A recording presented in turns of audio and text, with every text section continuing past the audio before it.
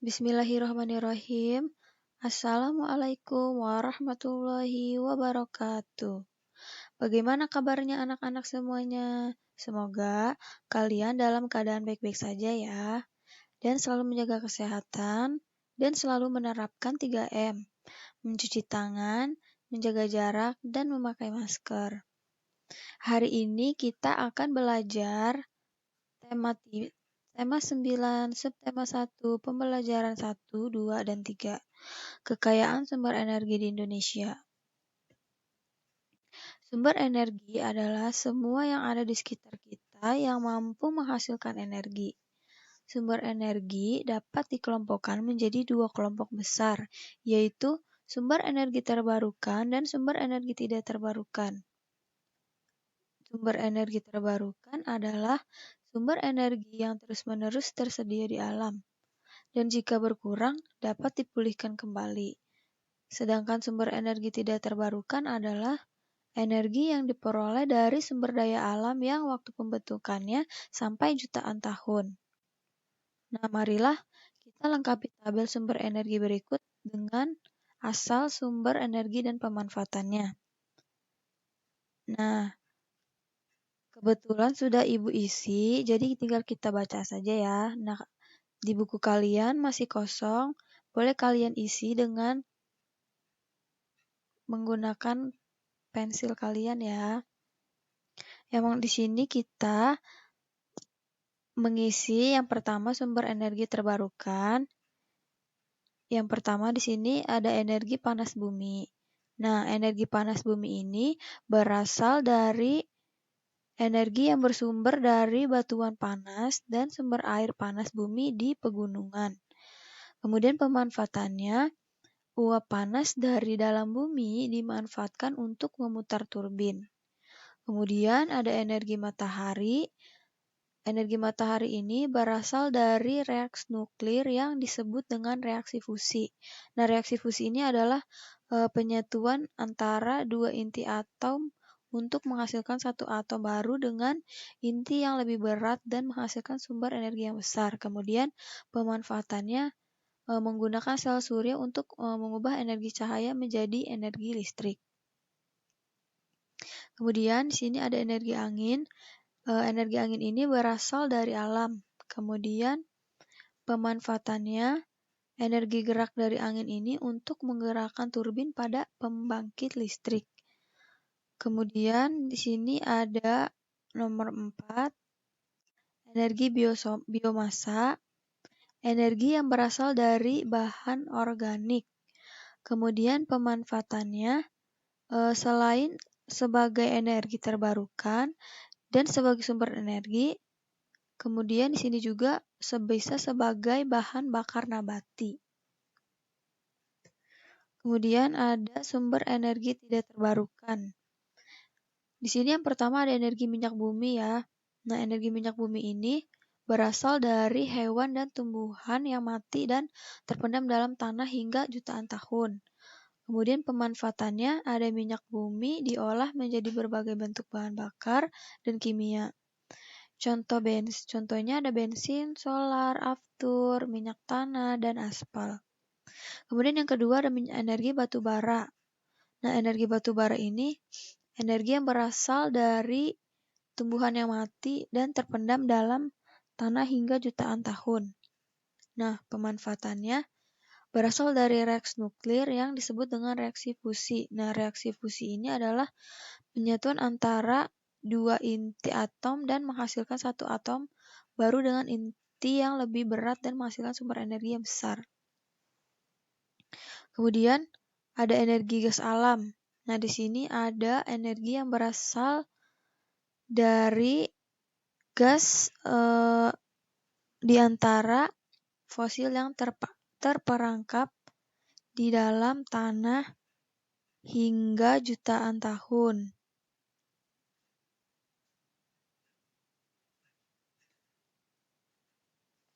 Nah, di sini ada pemanfaatannya adalah sebagai, belum Ibu tulis ya, jadi boleh kalian tulis di buku kalian, sebagai bahan baku seperti bahan baku plastik, bahan baku pabrik, pupuk, petrokimia, dan metanol. Kemudian, energi tidak dapat diciptakan dan dimusnahkan. Nah, energi dapat diubah bentuknya menjadi energi listrik. Digunakan pembangkit listrik, dibedakan menjadi bermacam-macam. Nah, di sini mari kita perhatikan gambar berikut. Manakah bagian pada gambar berikut yang memerlukan listrik? Di sini ada gambar 1, 2, dan 3. Mana gambar yang menunjukkan kegiatan yang memerlukan listrik? Di sini ada gambar yang pertama ya, karena dia menggunakan energi listrik cahaya. Kemudian, listrik ini sudah menjadi suatu kebutuhan yang tidak dapat dipisahkan dari kegiatan kita sehari-hari. Nah, hampir setiap saat kita berhubungan dengan listrik, karena kita banyak menggunakan alat elektronik untuk mempermudah pekerjaan. Kemudian, perhatikan lingkungan tempat tinggalmu. Adakah bangunan pembangkit listrik atau gardu listrik? Nah, apa manfaat listrik di rumahmu? Kemudian kalian bisa menuliskannya di rumah ya, buat catatan kalian di rumah. Selanjutnya, ayo mengamati, menjelaskan keadaan lingkungan sekitar. Nah, selain kekayaan sumber energi yang sangat melimpah, Indonesia juga merupakan negara yang kaya akan sumber daya alam. Sumber daya alam yang dimiliki terbagi atas sumber daya alam hayati dan non-hayati. Nah, apakah yang dimaksud dengan sumber daya alam hayati? Apakah yang dimaksud dengan sumber daya alam non-hayati? Nah, kemudian di sini lingkungan juga dan manusia ini memang tidak dapat terpisahkan. Nah, segala sesuatunya telah tersedia di lingkungan. Jadi, tugas manusia ini itu untuk memanfaatkan lingkungan dengan bijak. Lingkungan merupakan segala sesuatu yang ada di sekitar kita dan mempengaruhi kehidupan kita. Selanjutnya di sini ada lingkungan sebagai tempat tinggal. Nah, manusia hidup di dalam lingkungan. Dalam lingkungan tersebut berisi sarana dan prasarana untuk mendukung kehidupan manusia. Sarana dan prasarana tersebut merupakan perpaduan antara unsur lingkungan alam dan lingkungan buatan. Kemudian ada lingkungan sebagai tempat mencari makan. Di sini manusia juga memerlukan makanan untuk dapat bertahan hidup. Nah, lingkungan juga menyediakan sumber daya alam yang dibutuhkan. Jadi manusia ini mengelola sumber daya alam untuk memperoleh bahan, sandang, dan pangan. Kemudian ada lingkungan sebagai tempat berlangsungnya kegiatan manusia. Nah, di sini manusia adalah makhluk sosial. Manusia berinteraksi dengan manusia lain melalui berbagai kegiatan, yaitu kegiatan sosial, ekonomi, politik, budaya, dan lain-lain. Melalui interaksi sosial ini, manusia saling berhubungan dan berupaya mencapai kesejahteraan hidup. Nah, di sini ada kegiatan manusia dan kondisi lingkungan saling berkaitan ya. Nah, di sini ada perhatikan kegiatan manusia pada gambar samping. Kemudian kita lanjut melakukan wawancara tentang kekayaan hayati di lingkungan sekitar. Nah, lingkungan mengandung sumber daya alam yang dapat manusia memanfaatkan, memenuhi kebutuhan hidup. Nah, kamu telah belajar bahwa untuk memenuhi kebutuhan hidupnya, manusia ini melakukan kegiatan ekonomi. Nah, kegiatan ekonomi dapat dengan mudah kita jumpai di pasar. Mari kita baca teks ya. Keriuhan pasar terapung Sungai Barito. Nah, di sini Pasar Terapung merupakan salah satu objek wisata andalan di daerah Banjarmasin. Nah, pasar ini juga amatlah unik karena setiap hari hanya berlangsung antara pukul 6 sampai 8 pagi saja. Nah, berlangsung di tengah kehidupan ketenangan Sungai Barito. Pasar terapung ini menjadi sarana bagi warga masyarakat.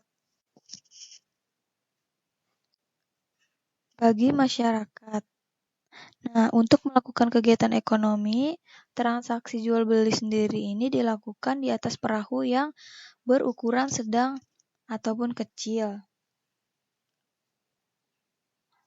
Nah, semua jenis barang yang dijual di sini hampir sama seperti layaknya pasar yang ada di darat. Nah, antara lain seperti ikan, sayur mayur, dan buah-buahan.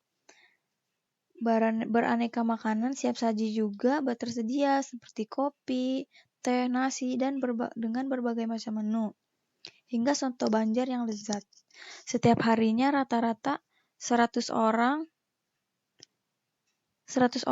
turis datang ke pasar terapung ini. Nah, mereka juga tertarik dengan kehidupan masyarakat yang berada di sepanjang aliran sungai yang rumahnya semua terbuat dari kayu. Nah, kemudian di sini Ayo bercerita. Di sini ada lingkungan tidak hanya menjadi tempat tinggal kita. Nah, lingkungan di sini menyediakan segala yang kita butuhkan. Nah, sebutkan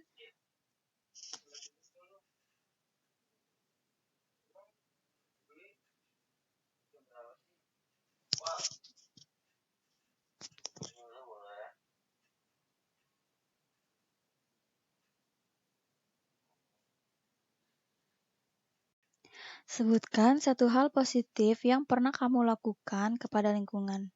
Nah, apakah yang menggerakkan kamu melakukan hal yang positif terhadap lingkungan?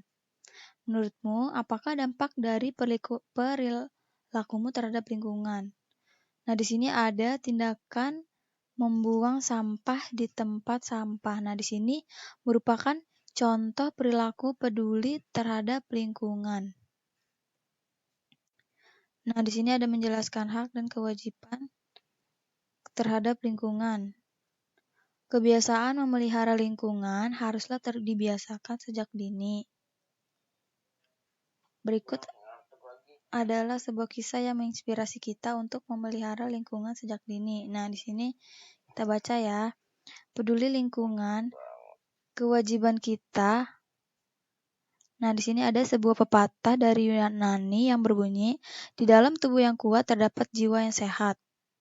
Untuk mewujudkan tubuh yang kuat, dalam tubuh yang sehat, kita harus menerapkan perilaku hidup bersih dan sehat. Semua orang ingin agar hidupnya nyaman dan sehat. Nah, inilah yang diyakini oleh para siswa SD Mentari. Nah, tempat Tony dan kawan-kawan menuntut ilmu. Menurut mereka, kesehatan sangat mempengaruhi mereka dalam mewujudkan cita-cita. Jika tubuh tidak sehat, maka semangat belajar pun akan menurun dan menghambat cita-cita. Agar kesehatan senantiasa terjaga, para siswa di SD Mentari menjaganya dengan berolahraga dan menjaga kebersihan lingkungan secara rutin. Mereka bergotong royong membersihkan lingkungan di sekitar sekolah. Nah, selain itu, di sekolah diterapkan peraturan membuang sampah di tempat sampah.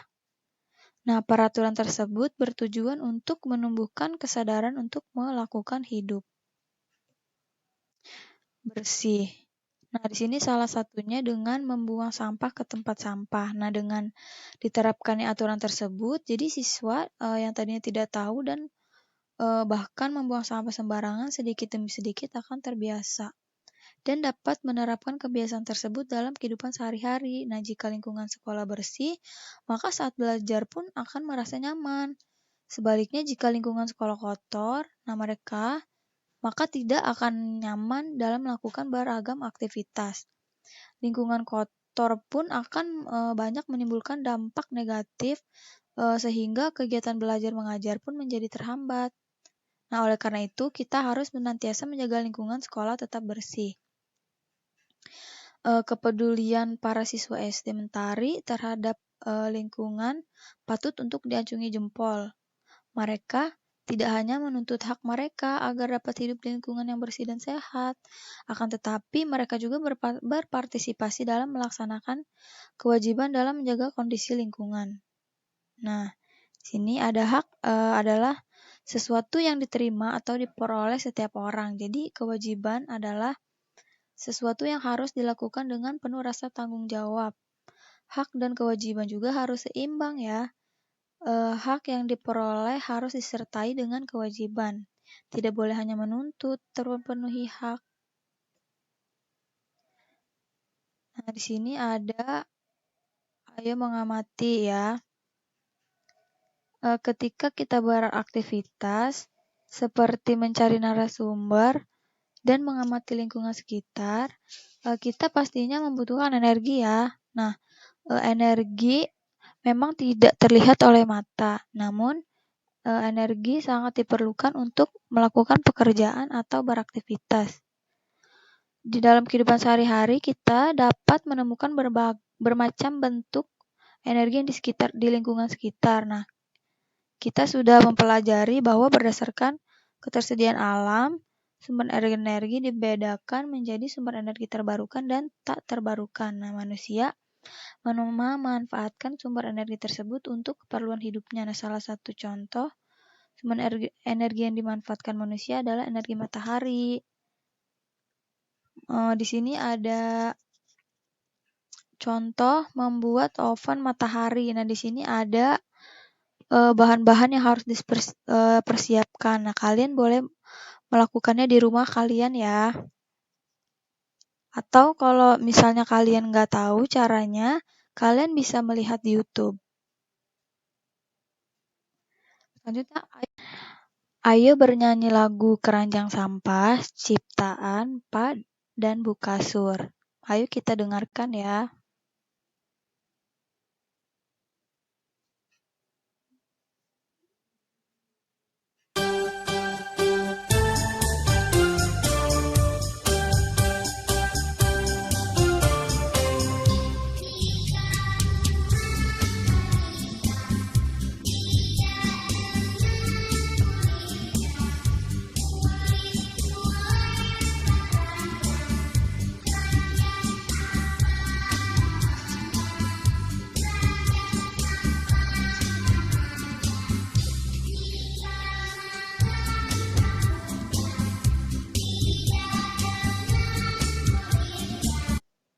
Nah, kalian sudah mendengar ya. Nah, di sini ada tinggi rendah bunyi disebut dengan nada. Nah, untuk menuliskan nada digunakan notasi atau simbol. Nah, notasi ini membantu kita menyanyikan, membaca, atau menulis lagu. Nah, notasi ini terbagi atas notasi angka dan notasi balok.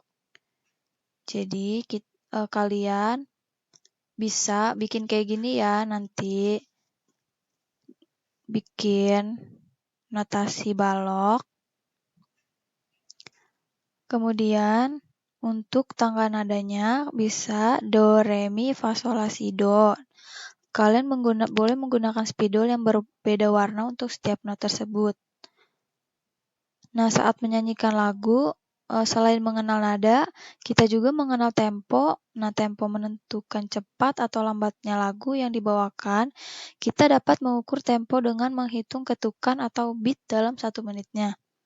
Tempo dikelompokkan menjadi tempo cepat, tempo sedang, dan tempo lambat. Berikut adalah beberapa contoh tempo. Nah, tempo cepat ini ada allegro cepat, allegro agak lambat, agak cepat, presto cepat sekali, dan vivace cepat dan ceria. Kemudian ada tempo sedang, ini adalah moderato atau sedang, ada tempo lambat, andante, perlahan-lahan, largo itu lambat, adagio sangat lambat penuh perasaan, grave sangat lambat sedih, dan lento sangat lambat berhubung-hubungan. Nah, ini ada kalian bisa bikinnya kayak gini ya, boleh pakai spidol hitam juga nggak apa-apa. Nah, di sini ada gambar.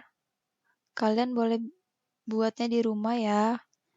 Kalian bisa melihat tutorialnya di YouTube, boleh. Nah, cukup sekian untuk pembelajaran hari ini. Kurang lebihnya mohon maaf. Wassalamualaikum warahmatullahi wabarakatuh.